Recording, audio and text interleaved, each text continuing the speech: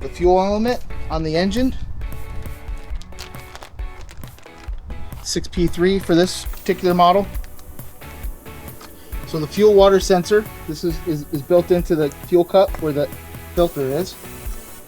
It's always located. There's many different models that have the same cup. So you just unplug it, get it out of the way here, and take this cup filter off.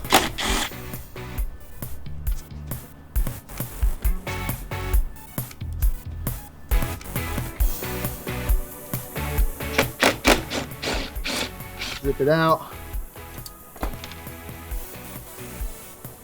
And Yamaha filter wrench.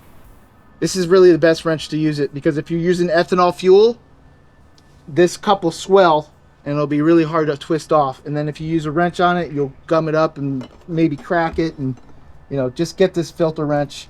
It's a lifesaver. It's a lifesaver. Just break it loose, and then you can untwist it off.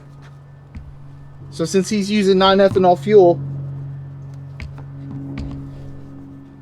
you can just twist it right off. If you're using ethanol fuel, you'll have to use the wrench the whole time to get it off. But since there isn't a high alcohol content in the fuel, it is it's coming off real easy. There's an O-ring that sits in that little trough right there. So what ends up happening is the O-ring will stick inside here. And if you see it's missing, make sure you catch it, because if you try to put it back in there without getting that O-ring put back in this seat, you'll crack it. You'll smash it. So it was actually stuck inside this little housing where you can't even see it. Sometimes if take it off, it'll fall down inside here, but for this case, it got stuck on the housing.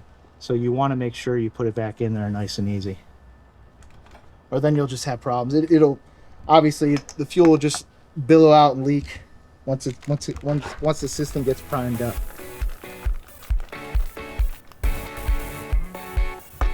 And it fits in there perfect. Keep in mind of this little wire sensor. Try to work with it. Try not to twist it up so many times where it kinks itself or bends at the input of the cup. You'll ruin it.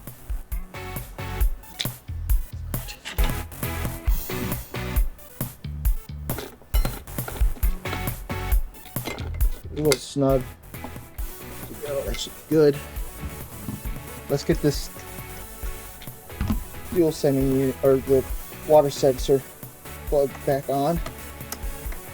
You really have to make sure you route it the same way you took it out. It does have to go under this bracket. You don't want any issues where you'll smash it or catch it onto the cowling latch. So just make sure you put it right back where it was coming through.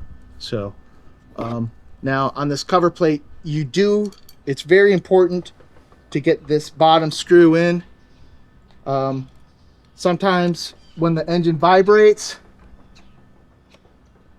what happens is that if that bottom screw isn't in, this plate will work itself loose, catch the cowling once you try to take it off. So the bottom side of this cover plate will literally catch itself, and you just want to make sure everything's fastened and put back on the way it was. That in there.